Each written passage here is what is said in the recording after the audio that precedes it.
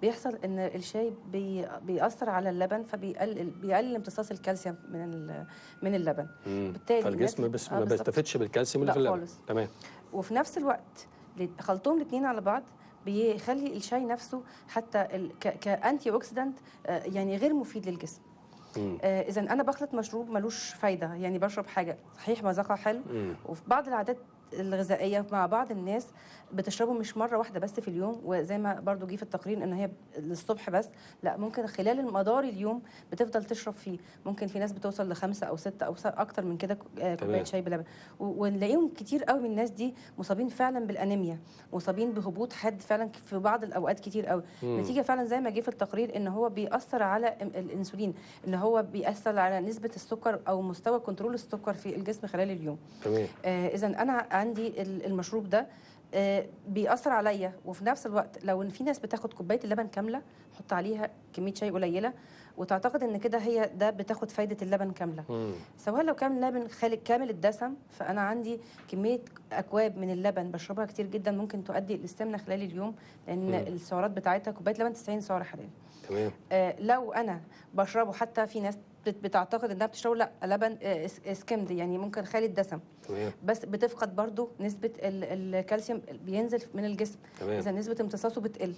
ده بيأثر على الجسم وده بيأثر على الجسم على المدى الطويل. معظم السيدات كمان ممكن تتعرض لبعض امراض مثلا زي هشاشه العظام، ويكون سببها بعض العادات الغذائيه السيئه، منها فعلا شرب الشاي باللبن. يعني نقدر نعتبر ان الشاي باللبن ده المشروب المفضل لكتير مننا، كارثه غذائيه. يعني احنا دايما فعلا بنقول للناس ان انتوا بنحاول نغير عاداتهم الغذائيه، بحيث ان هو لو بيشرب كميات كبيره ومش قادر يستغنى عن مشروبات الشاي باللبن، بنبدا معاه نحددها له، نشرب كميات قليله لغايه ما هو فعلا يبطل الهابت العاده. بالظبط. طب ايه تاني كوارث يا دكتور؟ ايه العادات الخاطئه اللي احنا بنعملها في حياتنا اليوميه غذائيا وهي مش صح على الاطلاق؟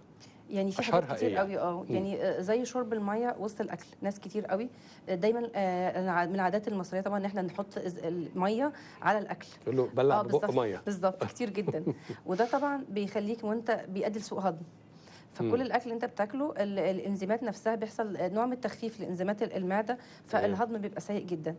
ده برضو من الحاجات العادات السيئه جدا. او ان انا اشرب كميه ميه كبيره جدا بعد الاكل مباشره، برضو ديت من العادات السيئه. ده بيعمل ايه يا دكتور؟ برضو نفس بيؤدي لسوء هضم. هي المشكله في سوء الهضم. وسوء الهضم نفسه يعني من الحاجات اللي بالنسبه لنا احنا بتؤدي لمعدلات الحرق بتقل.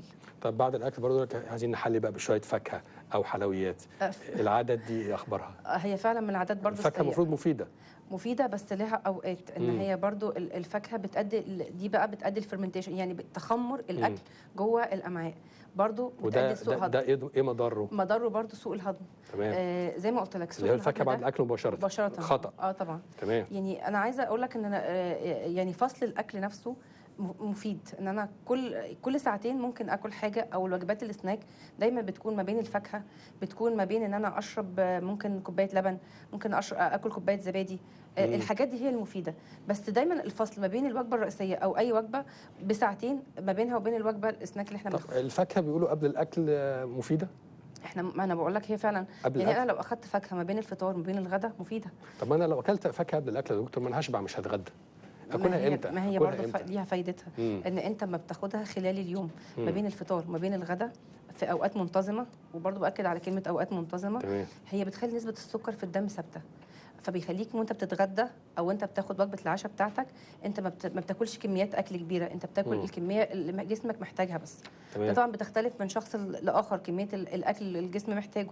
فبالتالي جرب لو انت بتاكل مفيش وجبات في النص سناك، هتلاقيك بالظبط ان انت بتدور على الاكل وبتاكل بكميات بشراهه شديده جدا لكميات الاكل، وخصوصا ان انت بتبتدي تاكل بكميه نشويات عاليه في الاول قوي عشان بتبقى عندك نسبه السكر قليله في الدم، فبتاكل في الاول نشويات عشان ترفع بسرعه نسبه السكر. طب نروح للمنبهات بقى يا دكتور. عن طول النهار بنشرب شاي في قهوه وفي نسكافيه، فبيقولوا السوائل كويس. انا قدامي اهو قهوه جايبها عشان مش عشان الفقره، بس انا بشرب قهوه كتير وشاي كتير.